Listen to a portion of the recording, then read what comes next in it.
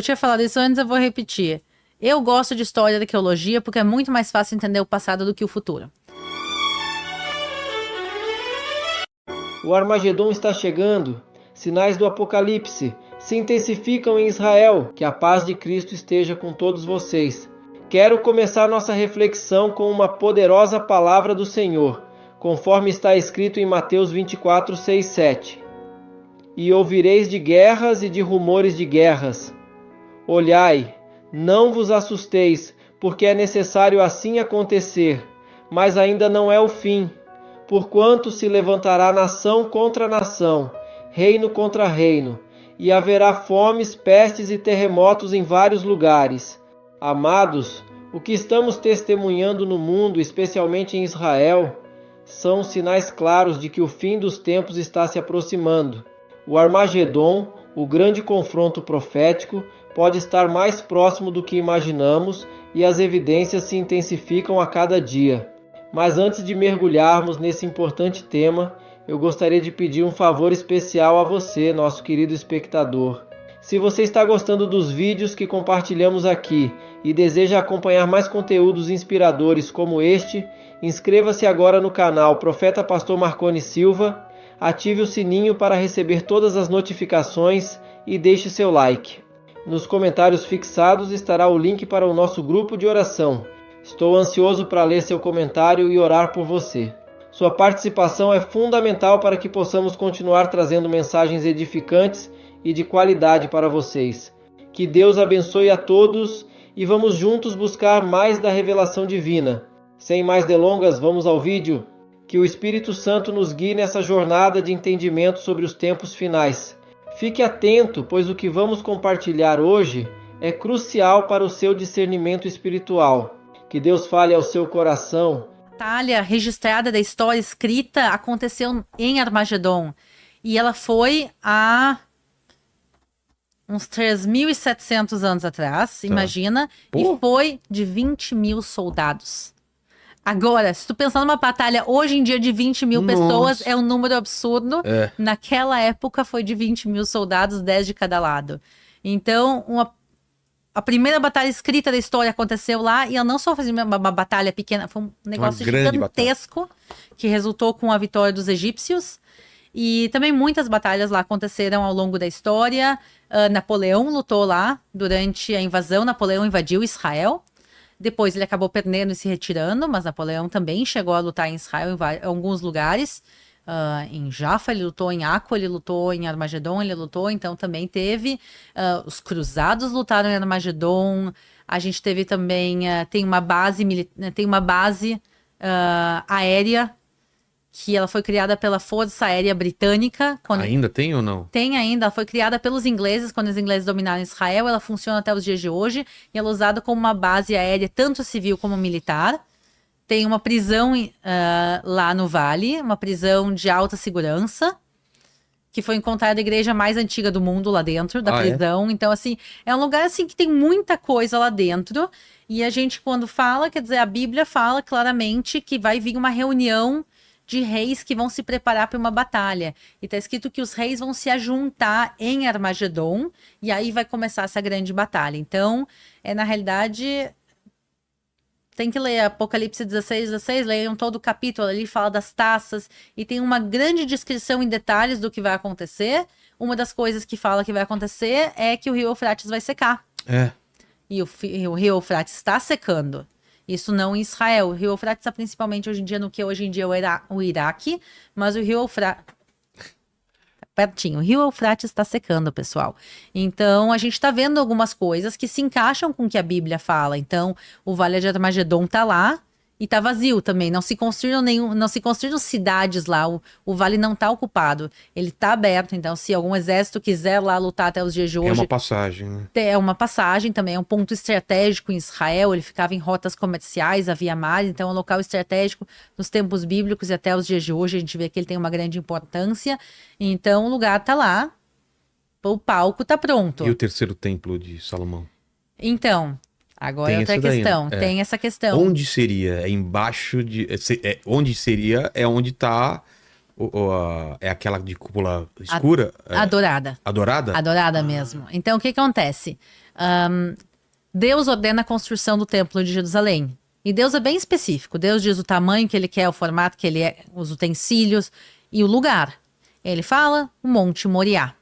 O Monte Moriá é onde Abraão tinha ido levar o seu filho Isaque para ser sacrificado. Verdade. No final ele não sacrifica Isaque, mas o lugar, que é o pico do Monte Moriá, se constrói o primeiro templo, que é o Tem Templo uma de Salomão. pedra lá, alguma Tem coisa? uma pedra, Tem, né? sim. Se É que você constrói... não pode entrar lá, né? Eu entrei. Você entrou? Já mais de uma vez. Se Sério? tu vier em Israel e quiser entrar, Eu vou querer. me avisa. Depois da guerra, não agora. Mas... E em volta construíram, então, essa... Então, construíram em volta o templo. Então, o templo é dividido em áreas. Tinha o pátio externo, que todo mundo podia. Tinha a área interna, que era a área dos sacrifícios, que só podiam os sacerdotes. Tinha a área mais interna ainda. Santíssimo. E tinha o Santíssimo, exatamente. A área bem, bem interna, atrás da cortina. Se entrasse lá, o cara com pecado, ele era alvejado. Ele era, como que é? Fulminado, né? Com raio. Ele morria na hora. Morria na hora. Então, Parece que os caras amarravam uma corda com amarravam sino, uma né? corda com sininhos. Né? Ele tinha sino na roupa e amarrava uma corda no pé. E se ele morresse, dava Os pra caras puxar. puxavam ele sem precisar outra pessoa entrar. E o que acontece é que no Santo dos Santos, ele ficava sobre o pico do Monte Moriá. E ali ficava a Arca da Aliança. Onde estaria Os 10 mandamentos. Os 10 mandamentos, o cajado de Arão e o maná ficavam ali dentro. E o primeiro templo existiu, ficou séculos e séculos de pé. Os babilônicos foram, destruíram o templo. Os utensílios foram levados embora. A Arca da Aliança desapareceu. Então, isso a gente está falando em 586 a.C. Tá, e ele é reconstruído quando? Ele foi reconstruído 70 anos depois. Então, em 516 vai ter a reinauguração do Templo de Jerusalém. 70 anos depois, todo mundo feliz, ótimo. Reinaugura um templo. E o Santo dos Santos no mesmo lugar, dessa vez sem a arca. Porque a arca já tinha Se mandado. Ninguém sabe. Ninguém sabe. Tem muitas teorias. Etiópia, né? Falam que tá na Etiópia. Tem muitas especulações, tem gente que acredita que está realmente no próprio lugar, embaixo do Domo Dourado, lá próximo do Domo Dourado, embaixo do Monte do Templo. Tem muitas teorias, mas ela desapareceu. Esse templo também ficou de pé séculos e séculos e séculos. Indiana Jones foi atrás dela. O Indiana até achou ela. O único nesse mundo que achou foi Indiana Jones. E aí no ano 70, depois de Cristo, os romanos foram e destruíram esse templo também. Não todo ele. Ah, é? Porque vamos ser mais claros. O segundo templo, a última versão do templo era gigantesca. Tu tinha a parte central, que é o Santo dos Santos, a parte do templo em si, a parte religiosa, foi completamente destruída. Mas em volta tinha um complexo do templo, com pátios, com pilares, mosaicos, um negócio espetacular. Só para ter uma ideia, eram 144 mil metros quadrados. Era uma esplanada gigantesca, então imagine um pátio no meio, o templo. O templo central foi destruído, mas esse pátio existe até os dias de hoje. E esse pátio é o que a gente chama de Monte do Templo. E então imagina que o pico do monte ficou exposto outra vez porque destruíram um templo. E aí isso ficou vazio do ano 70 depois de Cristo até o século 7. No século 7, o Islã conquista pela primeira vez Israel. Então, o Islã que sai da Arábia Saudita, vem, conquista em 638 toda a terra de Israel, e eles pegam o pico do Monte Moriá, no meio dessa grande plataforma, e constroem o Domo Dourado, o Domo da Rocha. Essa cúpula dourada bonita é a estrutura muçulmana mais antiga de pé que continua existindo, lá do século 7. E dá pra ver de muito longe, né? É o cartão postal, ela é linda, ouro, são mais de 80 quilos de ouro ali em cima, e ela não é e nunca foi uma mesquita. Ah, não? Nem os muçulmanos dizem que é uma mesquita. O nome correto do lugar é o Domo da Rocha. Mas é o quê? É o domo que protege uma rocha. Que rocha é aquela? O pico do Monte Moriá. Se tu entra no Domo da Rocha, como eu entrei, no meu canal tem vídeo. Se vocês quiserem entrar, dá pra ver a gente entrando tudo. Quando tu entra, tu vê literalmente o pico de um monte. Esse pico é o monte, é o local do Santo dos Santos. E por que é sagrado para eles também? Então, aí é um ponto importante. Segundo o Alcorão, Maomé faz uma viagem mágica pelos céus. Ele sobe num animal mágico que se chama El Burak, que é o corpo de uma égua branca, o rabo de um leão, asas de águia e o rosto de uma mulher. E ele sobe e faz uma viagem pelos céus, uma viagem noturna. Ele sai do que hoje em dia é a Arábia Saudita, né? A gente falou Meca e Medina ficam lá. ele viaja pelos céus e ele pousa em El-Aqsa, que significa a mesquita mais longe do mundo. E por isso El-Aqsa é o terceiro local mais sagrado do mundo para os muçulmanos, que não é a cúpula dourada. É a do lado, é a cinza. Então, a cúpula dourada, você colocou lá pro pessoal ver, Paquito? Olha essa daí. Ó, bem bonita. Olha que bonita. Então, do lado dessa tem uma cúpula que é cinza, que é o local mais importante do mundo. O terceiro local mais importante do mundo para os muçulmanos é o local onde Maomé pousou. Ele amarra o seu animal, daí ele caminha até uma pedra e dessa pedra ele sobe aos céus. E por isso, o pico do monte para judeus e cristãos é o local onde Abraão foi fazer o sacrifício do seu filho Isaque, é onde ficava a Arca da Aliança, é do centro do Templo de Jerusalém. Ó, esse aí é o terceiro local mais sagrado do mundo para os muçulmanos. Por isso, para os muçulmanos, essa é muito mais importante que a outra. Essa é realmente uma mesquita. A outra não é. A outra é o local de onde ele subiu aos céus e de onde ele subiu aos céus. O templo seria onde está adorado, então, não aí. Exatamente. Para os judeus e para os cristãos, o mais importante é o local da dourada, para os muçulmanos é o local da cinza. E de lá ele subiu aos céus e por isso o local também só foi santificado para o Islã. Então a gente está literalmente brigando pela mesma pedra. Entendi. Pela mesma pedra. Se derrubarem aquela cúpula, é treta. É treta. Então, quando a gente fala da reconstrução do terceiro templo de Jerusalém, o terceiro templo tem que ser no mesmo lugar que Deus ordenou a construção do templo. Com as mesmas medidas, igual. Com as mesmas medidas, o mesmo tudo, o mesmo local que é lá. Agora, se a gente derrubar a cúpula dourada, é a Terceira Guerra Mundial instituída. Total. E eu também entendo, porque ali é um local sagrado para os muçulmanos. A gente não aceitaria ninguém destruindo locais santos judaicos. A gente também não pode aceitar destruir locais santos de outras religiões. Por isso, o acordo que foi feito entre Israel e a Waqf, que é a organização muçulmana que mantém o Domo da Rocha, é que o local seria de livre acesso a todos, mas só muçulmanos poderiam orar.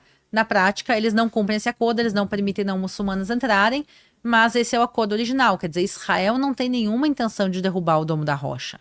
Não tem. O governo de Israel impede que judeus tentem fazer alguma coisa lá. E tem uns horários super restritos tem lá, super vestimento, você não pode ir com qualquer roupa. Lá ela é bem chatinho de subir para a esplanada, e dentro dos edifícios, Domo da Rocha e da Mesquita de El-Aqsa, é proibida a entrada para judeus e cristãos, exceto autorizações muito, muito, muito difíceis de conseguir.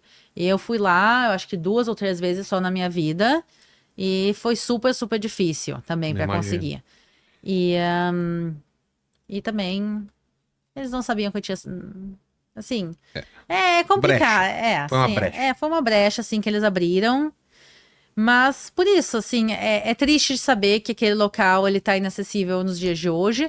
Mas uma coisa importante também para as pessoas saberem. Ninguém está fisicamente construindo o edifício do terceiro templo. Nem a história de que tem as partes separadas e depois... Calma, isso tem parte. Mas por isso eu falei... Ninguém está construindo o edifício do terceiro templo. Sei. Porque vira e mexe na internet e mostra, olha aqui, pessoal, e daí eles mostram uma obra em Jerusalém, qualquer obra em Jerusalém é obra do terceiro templo. Aqui, eles mostram qualquer escavadeira, qualquer obra. Tinha uma obra que estavam construindo um museu próximo ao Muro das Lamentações, esse é o terceiro templo. Não, gente. O edifício do terceiro templo não está sendo construído, não tem data para começar, não tem o apoio do governo de Israel, nada disso existe. Mas nada impede de organizações privadas fazerem o que eles quiserem. E existem organizações privadas que sim querem a construção do terceiro templo, mas eles sabem que a construção do edifício é proibida. Tá. Mas ninguém impede de fazer os utensílios. Então existe o Instituto do Templo que tem os utensílios do templo. Então tem lá a mesa dos pães, tem lá tudo o feito altar conforme descrito as instruções bíblicas, tem o altar de incenso, tem o menorá, o candelabro que está até exposto em praça pública lá, que ele é super bonito. Então eles deixaram lá o candelabro de ouro exposto, mas assim, os utensílios estão construídos, então... Isso sim, mas isso não fala da construção do edifício. Eu acho que as pessoas pulam, às vezes, muito de uma coisa para outra. A gente tem que saber que sim, tem coisa acontecendo. A planta do terceiro templo existe, por exemplo. Eu vi ela, tá lá. Tá lá no Instituto do Templo, tem a planta bonitinha, as medidas. O arquiteto bonitinho lá fez, eu acho que é Gabriel o nome dele, não lembro o sobrenome. Mas tem lá, tá tudo bonitinho, projetado. para que, se puder fazer, vai ter gente, obviamente, que vai querer fazer, mas não tem nenhum plano a médio nem curto prazo fazer. Sou o profeta Pastor Marconi Silva e quero lembrar você de conferir os comentários fixados, onde está o link para o nosso grupo de oração. Esse grupo foi criado para que você possa se envolver em nossas campanhas de fé e compartilhar seus testemunhos com outros irmãos e irmãs na fé. É uma oportunidade única de fortalecer sua vida espiritual e de sua família, unindo-se em oração e buscando a presença transformadora de Deus. A palavra nos ensina em Marcos 11:24. Portanto, eu lhes digo, tudo o que vocês pedirem em oração, creiam que já o receberam e assim sucederá.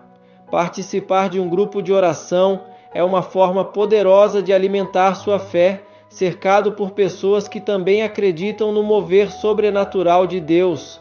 Cada testemunho que ouvimos nos encoraja, e orar em unidade gera um impacto poderoso no mundo espiritual. Por isso, permaneça firme na sua jornada de fé, continue buscando a presença de Deus com dedicação e sendo fortalecido através da oração. Que a graça e a paz do Senhor estejam com você e sua família, abençoando e protegendo a todos abundantemente. Até o próximo vídeo!